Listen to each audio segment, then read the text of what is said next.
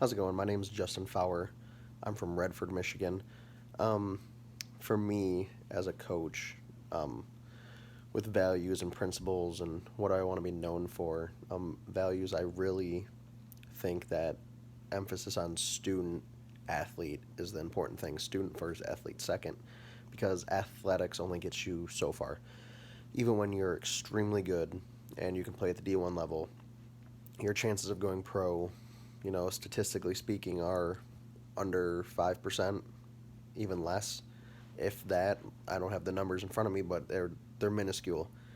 Um, I think being a leader in the classroom as well in the field can go and take you so much farther than just what athletics can do. Because after athletics is done, what do you have left?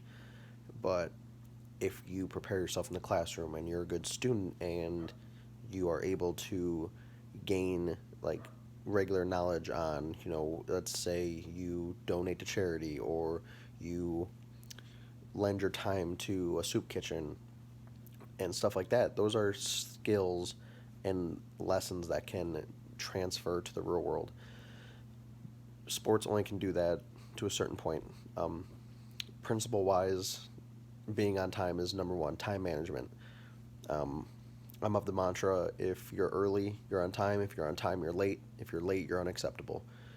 If you can't show up to practice on time, how can I trust that you're getting to class on time? You're turning in your homework on time. You're doing anything on time. And you start building habits. Because once you do something 19 times in a row, it becomes a habit. So if you show up late all the time, that's going to happen at work down the line. That's going to happen to you if you decide to go off to college or trade school or whatever you decide to do. If you're going to constantly keep being late, that's going to show negative marks on you. But I think time management's number one, obviously. And then I think nonverbal communication is number two. And I I think oral and written skills will probably be three because nonverbal skills are very important. Which obviously written and nonverbal and verbal skills are highly important in the real world. But being able to pick up on social cues and just non things that don't need to be said, if you're able to pick up on those can also just be a major tool for you. And I think too, within terms of defining success, I don't care about wins and losses. For me, obviously, winning's great. Everybody loves a winner, and nobody wants to lose all the time, like the Lions or the Browns that go 0-16. But I think defining success comes in many forms. You know, maybe you're not the best ball player, but what are you doing in the classroom? That's success. If someone can come up to me and say, "Hey, coach, I saw one of your athletes, you know, do this or volunteer here or do this," that's success because it's telling me that you're not a child, you're growing up. That's success is growing character because character is what you do when nobody's looking.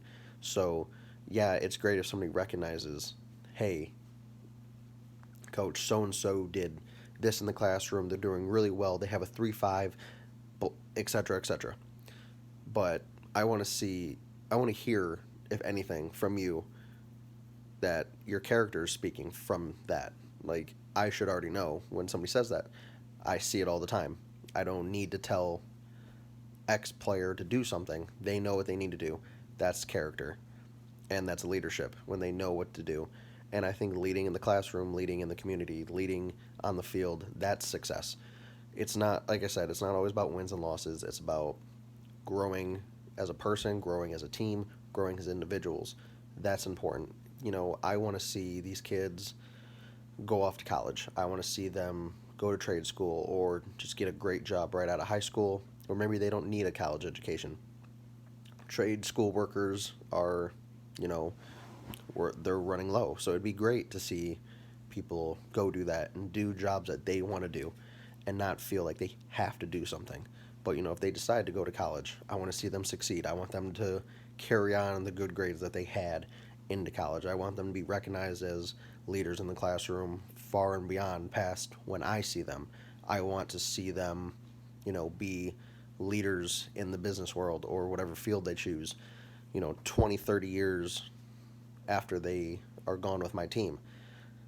That's success. And I think also having athletes that want to be coaches because of you or take up a leadership style because of you, that's also success. For me, my cross country coach um, obviously has nothing to do with baseball, which I want to do, but he taught me so much and he's just made me a better person. And I talk to him still, not as often, obviously, from when I was in high school, but I talk to him enough and we still talk and I pick up his leadership cues. I do quirky things that I've seen him do and it's stuck with me. And he's the reason why I wanted to coach. I never originally wanted to coach. I never thought, oh, this is something I'm going to do.